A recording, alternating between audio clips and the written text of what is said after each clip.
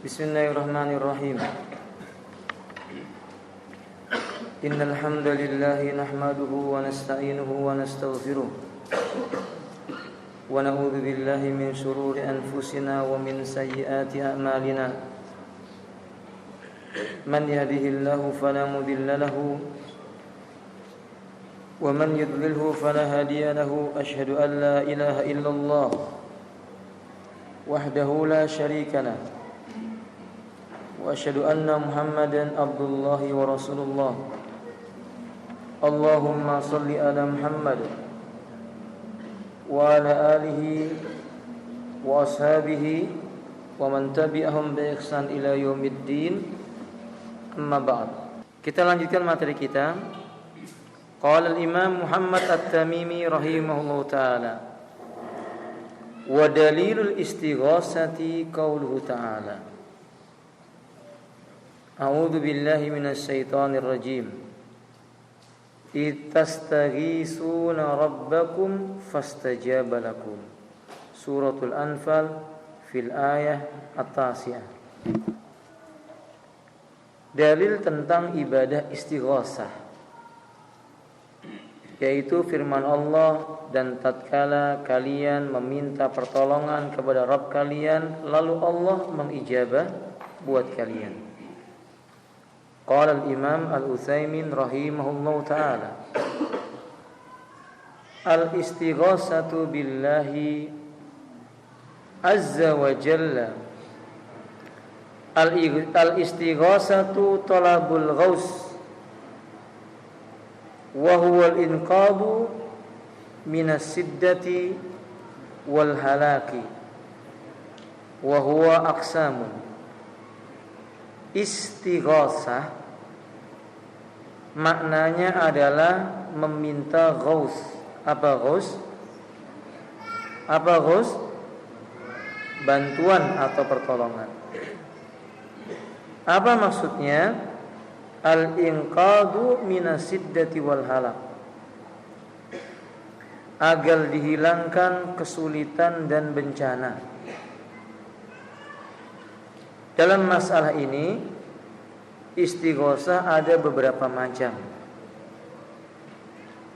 Jadi istighosah minta agar dihilangkan kesulitan dan bencana, diselamatkan dari kesulitan dan bencana. Yang pertama, jenis istighosah al-istighosatu billahi azza wa jalla, memohon pertolongan atau bantuan kepada Allah yang maha perkasa lagi maha mulia. Hada min afdhalil a'mal. Beliau Imam Al-Utsaimin mengatakan, ini jelas termasuk jenis amalan yang utama. Wa akmaliha, bahkan termasuk amal yang sempurna. Apa itu? Istighosah kepada siapa? Allah. Ini amal yang utama. Wa huwa da'bur rusuli wa atba'ihim. Ini kebiasaan yang dilakukan oleh para rasul dan orang-orang yang mengikuti jalan mereka. Artinya orang beriman justru menjadikan istighosah kepada Allah adalah ibadah mereka. Wa daliluhu ma dzakarahu Syekh rahimahullahu taala min suratil Anfal. Dalilnya seperti yang disebutkan oleh Al-Imam Muhammad At-Tamimi rahimahullahu taala dalam surah Al-Anfal. Qala Allah azza wa jalla, id tastaghisuna rabbakum fastajaba lakum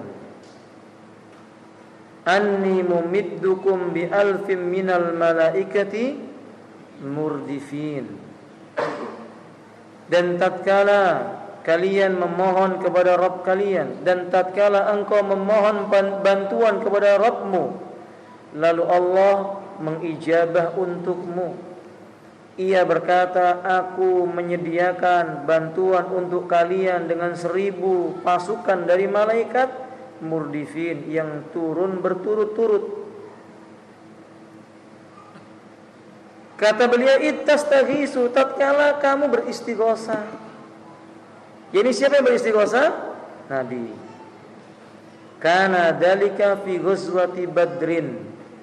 Ayat ini turun, asbabun nuzulnya kisah perangnya Nabi bersama kaum muslimin menghadapi orang musyrik di medan Badar. Hina nadara an-nabiy sallallahu alaihi wasallam ila al-musyrikin fi alfi rajulin wa ashabihi 300. Ketika Nabi melihat jumlah kaum musyrikin itu 1000 orang kurang lebihnya, sedangkan sahabat Nabi hanya 300 sekian. Jadi kurang lebih 319 atau 313, dalam satu riwayat 315. Fadakhala al-arisha yunasidu rabbahu azza wa jalla. Yunasidu rabbahu azza wa jalla. Beliau pun masuk ke sebuah kemah yang tidak ada kanan kirinya penutup, tapi di atapnya ada penutupnya. Namanya arish. Beliau memunajatkan kepada Rabbnya, rafi'an yadaihi, sembari mengangkat kedua tangan. Ini dalil. Termasuk doa disukai dengan cara mengangkat tangan. Jadi berdoa mengangkat tangan itu masyru'. Nabi mengangkat di medan Badar dengan tangannya, kedua tangannya, lalu berdoa kepada Allah Azza wa Jalla. Mustaqbilal qiblah, beliau menghadap kiblat. Ini juga syariat, berdoa itu hendaknya menghadap kiblat walaupun tidak wajib. Catatan, tidak setiap doa mengangkat tangan. Al-Imam bin Bas menyebutkan, amma yaf'alu ba'dun nasi ba'da salatil faridati yarfa'u yadayhi inda du'a la aslalu fid din. Adapun sebagian manusia mengerjakan mengangkat tangan selesai salat yang wajib, itu tidak ada dalilnya. Tidak dijumpai dalil yang menguatkannya. Berarti berdoa setelah selesai salat 5 waktu sambil mengangkat tangan muhdas, perkara baru, mengada-ngada dinisbatkan kepada agama. Loh, kenapa demikian? Karena enggak ada hadis yang menyebutkan. Kalau dalam perang Badar ini Nabi mengangkat tangan, ada hadis yang menyebutkan. Berarti tidak semua kondisi mengangkat tangan, kondisi tertentu mengangkat tangan. Doa kunut misalnya. Menghadap kiblat, yaqulu, beliau berdoa, Allahumma anjizli ma wa'adtani, ya Allah, laksanakan untukku apa yang telah Engkau janjikan buatku. Kalimat ini tidak memaksa kepada Allah, karena memang Allah suka dipinta. Allah itu zat yang suka dipinta atau dimohon. Ketika kita mengucapkan Allahumma anjizli ma wa'atani, ketika Nabi mengucapkan ya Allah, laksanakan untukku apa yang telah Engkau janjikan kepadaku, ini bukan memaksa. Karena memang hak seorang hamba meminta setelah dia mentauhidkan Allah Azza wa Jalla. Ma haqqullahi 'alal ibad? Apa hak Allah atas hambanya? Ayyuhidullah ta'ala wa la yusyriku bihi syai'a, agar hamba mengesahkan Allah, jangan menyekutukan Allah dengan sesuatu apapun. Wa ma haqqul ibadi 'ala Allah? Apa haknya hamba kepada Allah Ta'ala? Ayyudkhilahu wa yu'adzabahu yaumal qiyamah finnar. Allah tidak mengadabnya dan menyiksanya di yaumil qiyamah dengan neraka. Ini tidak menyiksa di dalam api neraka, artinya dimasukkan surga. Dan di antara hak Allah dalam hadis qudsi, wali abdi bima sa'ala, bagi hambaku apa saja yang dia minta. Jadi boleh kita minta kepada Allah Ta'ala dengan mengucapkan, ya Allah, aku minta kepadamu yang kamu janjikan buatku. Apa janji Allah? Surga. Ya kita minta kepada Allah surga.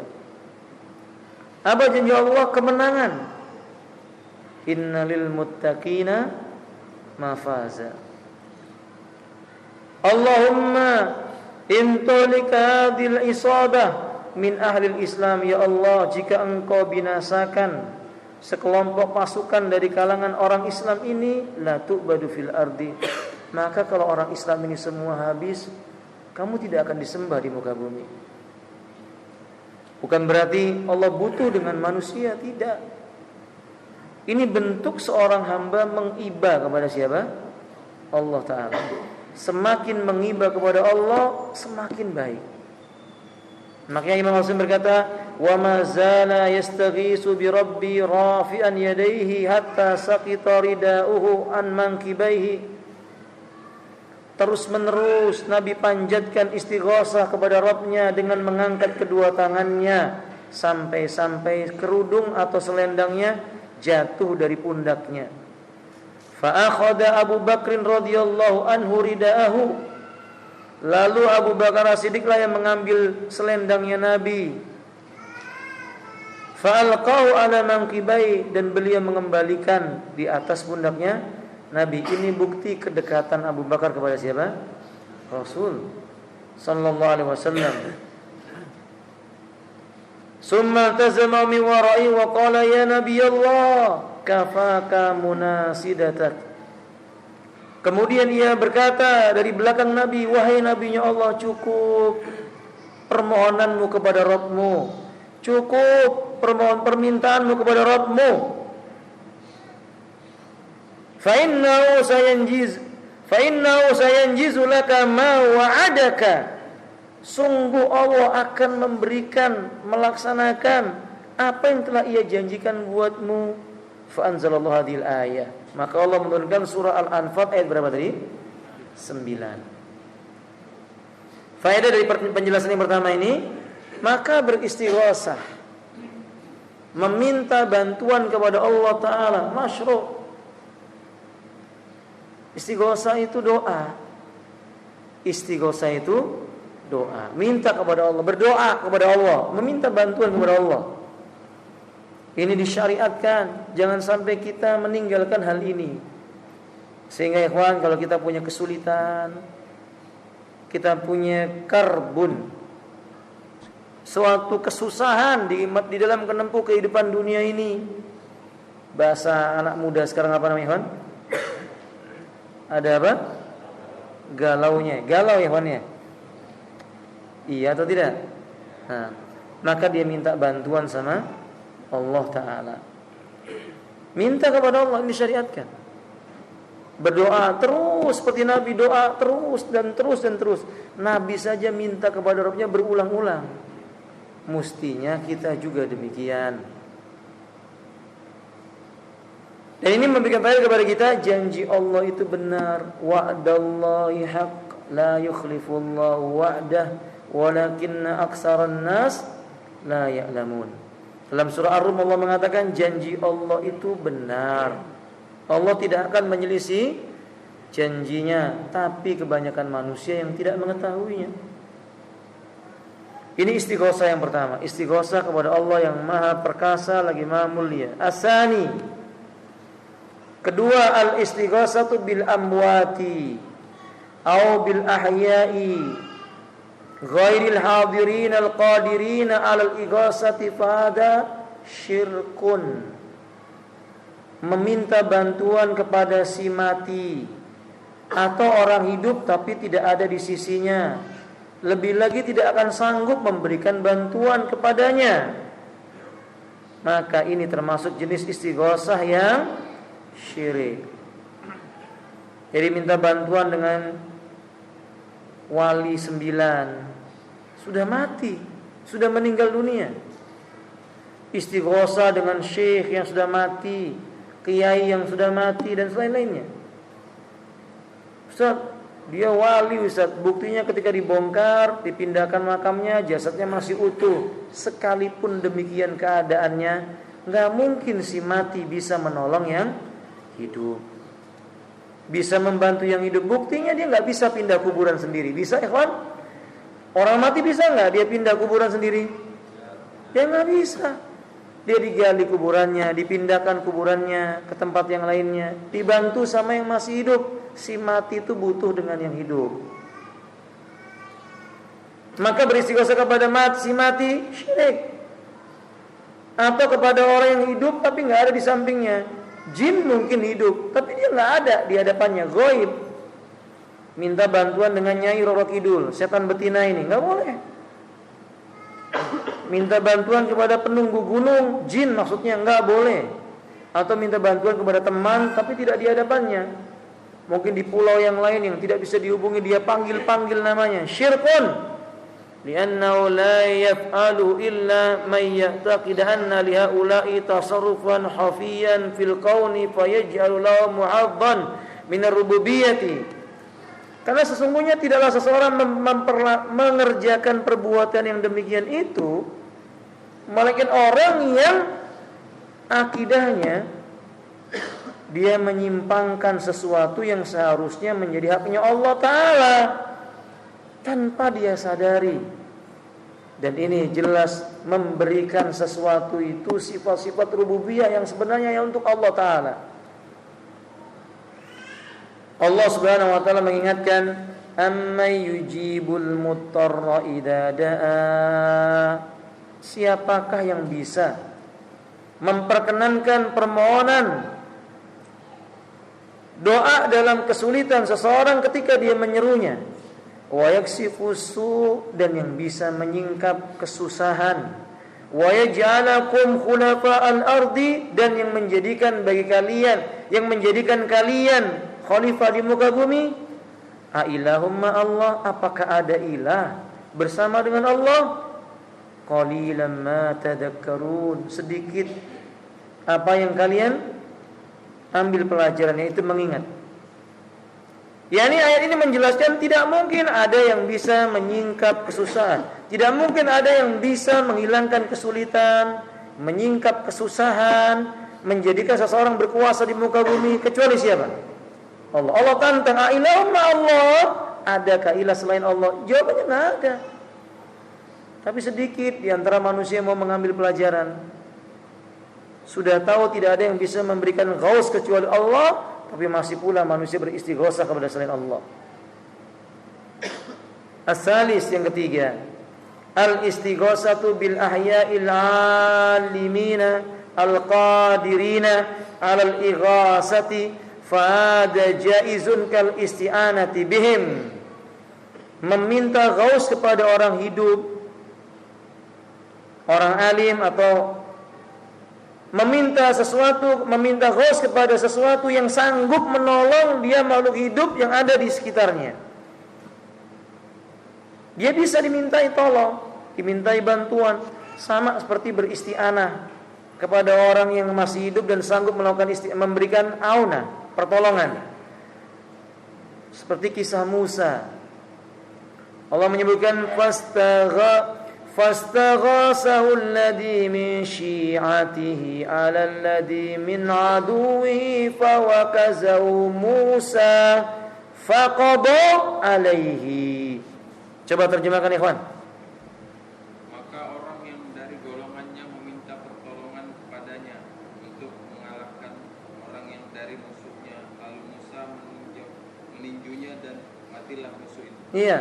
Jadi orang-orang itu minta tolong kepada Musa karena mereka mau didolimi oleh musuhnya. Maka Musa pun mendatangi orang itu dan meninjunya, faqada alaihi, mati dia. Ini ayat menjelaskan bahwa Musa termasuk hamba Allah yang sangat apa? Kuat. Sekali tinju lalu apa? Mati. Dalam riwayat Imam Bukhari, Musa diejek oleh Yahudi. Kata orang Bukhari, dalam riwayat Imam Bukhari, kata orang-orang Yahudi itu, mereka mengatakan Musa itu banci. Maka tatkala Musa mandi di sungai, kainnya diletakkan di atas batu, batunya lari. Batunya lari. Antum jangan bertanya bagaimana larinya, wallahu a'lam. Pokoknya batu itu dijalankan oleh Nabi apa? Lari. Maka Musa mengejarnya lalu meninju batu itu sampai berlubang. Bukan pecah. Bukan pecah, berlubang. Itu berarti sangat cepat dan kuat. Kalau dipukul hancur, itu tidak lebih kuat dibandingkan dengan apa? Jadi kekuatannya terpusat lalu berlubang. Berlubang ya ikhwan, Masya Allah. Musa alaihis salam. Dalam riwayat Imam Bukhari juga, dalam kitab Al-Ulu wal Majid disebutkan, ketika malaikat menjumpai Musa dalam rupa manusia, ingin mencabut nyawanya. Fitrahnya manusia ya ikhwan. Kalau ada orang datang, saya mau cabut nyawamu, antum apakan? Antum apakan orang itu? Antum pukul. Sama Musa pun demikian. Maka karena malaikat ini berbentuk manusia, dia mau mencabut nyawanya Musa, ditinju, lepas 2 bola mata malaikat itu. Lalu malaikat ini naik ke langit, mengadukan kepada Rabbnya, lalu Allah mengembalikan kedua bola matanya kepada malaikat ini, lalu memerintahkan agar dia menghitung jumlah ubannya. Segitulah sisa usianya. Nah, antum jangan samakan dengan Musa, hitunglah jumlah uban antum gitu ya. Cuma perlu diingat, uban itu sudah membuktikan tanda-tanda apa, ikhwan? Tanda-tanda apa, ikhwan? Sudah tua, makin berkurang apa? Usianya. Jadi Rasulullah mulai banyak-banyak muhasabah. Ya kayak kita inilah, ikhwan ya. Sudah beruban, ya udahlah kita banyak menghitung-hitung dosa-dosa kita. Berapa yang banyak kita lakukan pelanggaran terhadap hukum Allah, mulai diingat-ingat. Baik, ikhwafil. Nah ini contoh boleh. Jadi kalau seandainya antum ada preman datang, lalu antum datang kepada Abu Dafia, Abu Dafia tolong, itu ada preman, lalu Abu Dafia membantu, boleh, nggak apa-apa. Kalau Abu Dafia sanggup untuk apa? Kalau Abu Dafia juga lari minta tolong, ya berarti cari kepada yang sanggup untuk apa? Membantu. Ghus nggak apa-apa. Tayyib kadalik. Rabi yang keempat, al istighosatu bihayyin ghairi qadirin min ghairi ayyataqid anna law quwwah ana law quwwatan khafiyyan mislu ay yastaghisal ghariq bi rajulin maslul fa hadha laghun wa sihriyatun biman istaghasa bihi. Minta tolong kepada orang hidup tapi enggak sanggup melakukan apa yang dia mintai pertolongan itu. Walaupun tanpa meyakini bahwa itu punya kekuatan, dia tahu orangnya nggak mungkin nolong. Misalnya orang tenggelam minta tolong sama orang lumpuh, orangnya lumpuh dimintai tolong saya. Ini namanya ngejek. Faham tuh ikhwan? Seperti orang minta tolong ditunjukkan jalan ke Samarinda sama orang buta. Ini orang udah buta, tolong tunjukkan kemana Samarinda. Ini namanya ngejek. Nggak boleh. Itu sia-sia, nggak ada nilainya. Nah kalau kita itu mau minta bantuan yang sanggup membantu. Oke. Beras 1 karung, suruh minta tolong dengan anak usia 5 tahun ngangkat ke pundak antum. Ini bukan minta tolong. Faham tuh? Tapi kalau antum minta tolongnya kepada pemuda yang badannya besar, kuat, dia sanggup mengangkat 25, 50, bahkan 100 kilo, ya enggak apa-apa. Nah, kadalik. Nah, jadi sebab itu ya berarti ilah yang menyebabkan dia tidak boleh meminta tolong kepada orang yang tidak kuat tadi, karena memang orang itu enggak akan mungkin sanggup menolongnya walaupun ada di hadapannya. Maka permintaan tolong atau bantuan yang kayak begini ini sia-sia. Ini jenis istighosa. Ada berapa ya, kawan? Pertama, istighosa kepada. Kedua, istighosa hukumnya apa? Ketiga, yang keempat, tayyib, barakallahu fikum. Sekarang yang berikutnya, wad dalilud dabhi. Qala al-Imam Muhammad At-Tamimi rahimahullah taala, wad dalilud dabhi qaulu ta'ala. Dan dalilnya menyembelih, berkurban, firman Allah taala, qul inna salati wa nusuki wa mahyaya wa mamati lillahi rabbil alamin la syarikalah. Kama dzakara Allah taala fi suratil An'am. Fil ayataini, seperti Allah sebutkan dalam surah Al-An'am di dalam 2 ayat. Ayat yang berapa, ikhwan? 162 163. Wa minas sunnah, dan di antara dari sunnah, la'anallahu man dzabaha li ghairillah. Allah melaknat orang yang menyembelih ditujukan kepada selain Allah. Qala Imam Al-Utsaimin az-dzabhu, yang dimaksud dengan berkurban atau menyembelih maksudnya izhaqur ruh bi iraqatid dam ala wajhin makhsusin wa yaqau ala wujuhin, menghilangkan nyawa dengan cara mengalirkan darah dengan tata cara yang tertentu. Bisa dilakukan dalam bentuk Nah, dan penyembelian ini bentuknya bermacam. Pertama, ibadah. Pertama, penyembelian yang dimaksudkan dengannya dalam rangka ibadah. Bi ayak sudah bi ta'dhim al-madbuh lahu. Misalnya seperti penyembelian yang ibadah itu ditujukan kepada sesuatu yang disembelihkan atau disembahkan kepadanya untuk pengagungan. Wa tadallul atau bersikap merendahkan diri kepadanya, lahu wa taqarrub atau mendekatkan diri ilai kepadanya, fa la yakunu illa lillah. Bentuk sembelihan kayak begini tidak boleh kecuali untuk Allah. Sembelihan yang ditujukan dalam rangka mendekatkan diri, menghinakan diri, mengagungkan zat yang diberikan sembelihan kepadanya, itu hanya boleh untuk Allah Ta'ala. Dan ini pun dengan tata cara yang disyariatkan oleh Allah. Wa sarafa li ghairillah syirkun akbar. Jika dipalingkan sembelihan ini kepada selain Allah, itu hukumnya syirik besar, berarti mengeluarkan pelakunya dari, seperti sebagian kaum muslimin. Mungkin karena ketidaktahuannya, ketika ada orang meninggal dunia, sebelum diantarkan ke kubur, keluarganya menyembelih apa? Binatang, ayam, darahnya dicecerkan di hadapannya. Ini syirik, enggak boleh. Atau sebagian kaum muslimin untuk membuat bangunan tertentu dia menyembelih binatang, tanam kepala kerbau atau kambing misalnya. Orang mau bangun jembatan, disembelihkan kambing, kepalanya ditanam di bawah pondasi jembatan itu. Ini syirik, ikhwani.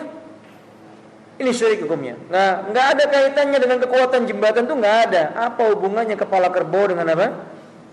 Pondasi jembatan, nggak ada. Itu jelas kesyirikan. Nah, pelaku yang melakukan perbuatan itu syirik, keluar dari Islam. Kalau dia melakukannya dan meyakini itu boleh-boleh saja, kufur dia, kafir maksudnya, keluar dari dinul Islam. Atau sebagiannya pada hari ini sebagian orang menyembelih di kuburan. Atau kalau terjadi kecelakaan di sebuah jalan, katanya diruat jalannya itu supaya enggak membuat sial, disembelihkan binatang. Syirik. Baru membeli mobil, mobilnya disembelihkan apa? Binatang. Syirik. Setiap penyembelihan yang ditujukan untuk pendekatan kepada sesuatu, pengorbanan atau merendahkan diri kepada sesuatu, syirik kalau ditujukan kepada selain Allah Subhanahu wa taala. Wa dalilu ma dzakarahu Syekh rahimahullah taala wa huwa qaulu taala.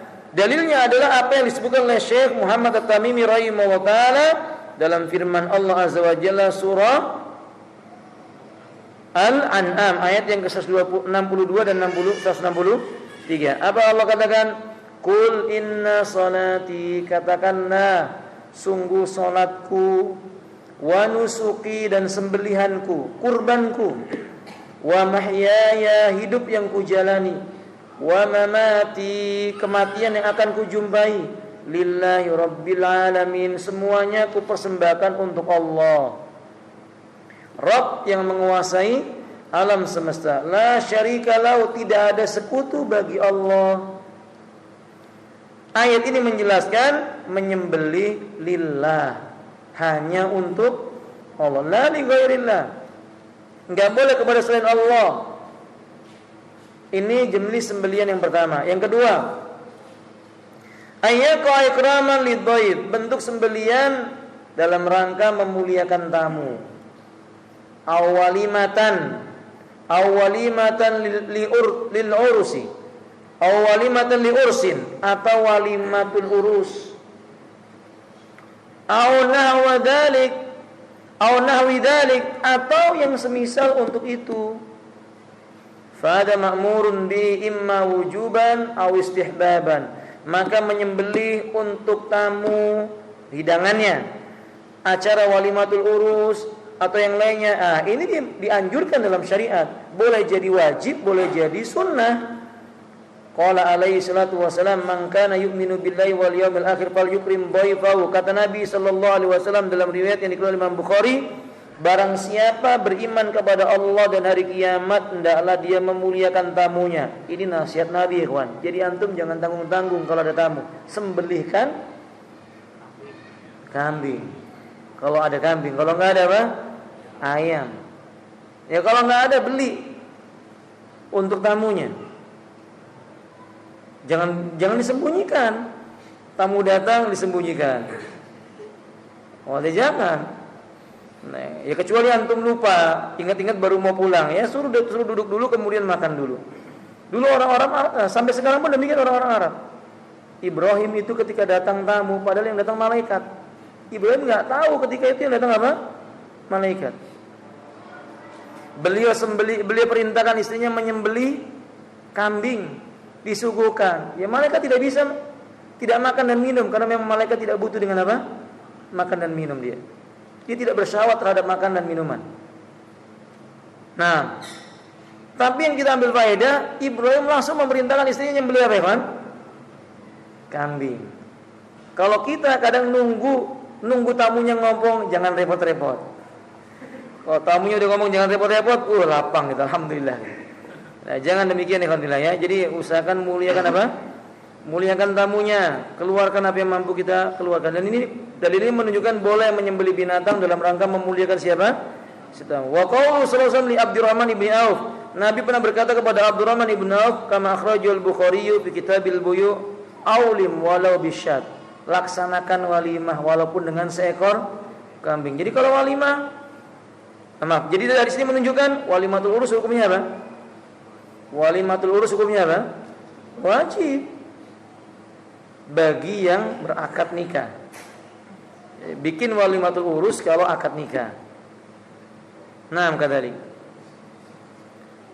Ini jenis yang kedua, menyembelih binatang untuk memuliakan manusia, tamu misalnya, atau untuk walimatul urus. Yang ketiga, ayyaqala wajhi tamattu bil aqli awil ittijari bihi wa nawi dzalika fa hadha min qismil mubah. Fal aslu fi al ibali qauli ta'ala awalam yarau anna khalaqna lahum mimma amilat aydina an'aman fahum laha malikun wa dhallalnaha lahum faminha rakubuhum wa minha yakulun. Terjemahkan ya akhi poin yang ketiga, silakan. Belum, sebelumnya ya akhi, poin yang ketiga. Sebelum ayatnya. Sembelihan yang diniatkan untuk menikmati makanan untuk diperdagangkan atau misalnya ini tergolong mubah karena hukum asal bagi makanan adalah mubah berdasarkan firman Allah Ta'ala. Dan apakah mereka tidak melihat bahwa sesungguhnya kami telah menciptakan binatang ternak untuk mereka, yaitu sebagian dari apa yang telah kami ciptakan dengan kekuasaan kami sendiri, lalu mereka menguasainya. Dan kami tundukkan binatang-binatang itu untuk mereka, maka sebagiannya menjadi tunggangan mereka dan sebagiannya untuk mereka makan. Ya, jadi ayyaqala wajhi tamattu. Kadang sembelihan itu dilakukan dalam rangka untuk kesenangan. Ya, untuk makan misalnya, untuk diperjualbelikan. Ya, dalam masalah ini kata beliau, fa hadza min qismil mubah. Ini masuk dalam kategori jenis yang diperbolehkan. Kenapa begitu? Fal aslu fihil ibah. Hukum asalnya menyembelih binatang untuk dimakan atau diperdagangkan itu hukumnya halal, mubah. Dalilnya tadi dalam surah apa? Yasin ayat 71 dan 72. Wa qad yakunu matluban aw manhiyan anhu hasbu ma yakunu wasilatan lahu. Tapi kadang-kadang itu terlarang, tergantung kondisinya. Kadang dia itu boleh, kadang itu menjadi tuntutan, kewajiban, kadang-kadang dia itu terlarang. Jadi tergantung keadaannya. Wallahu alam bissawab. Ini yang menunjukkan tentang adzabhu, menyembelih, wal istighosatu, dan meminta ghaus. Kedua perkara tersebut termasuk ibadah, tidak layak diberikan kecuali hanya kepada Allah Subhanahu wa taala. Sampai di sini materi kita ikhwan billah. Mudah-mudahan yang sedikit ini bermanfaat. Akhiru da'wana alhamdulillahirabbil alamin. Subhanakallahumma wa bihamdika asyhadu an la ilaha illa anta astaghfiruka wa atubu ilaik. Assalamualaikum warahmatullahi wabarakatuh.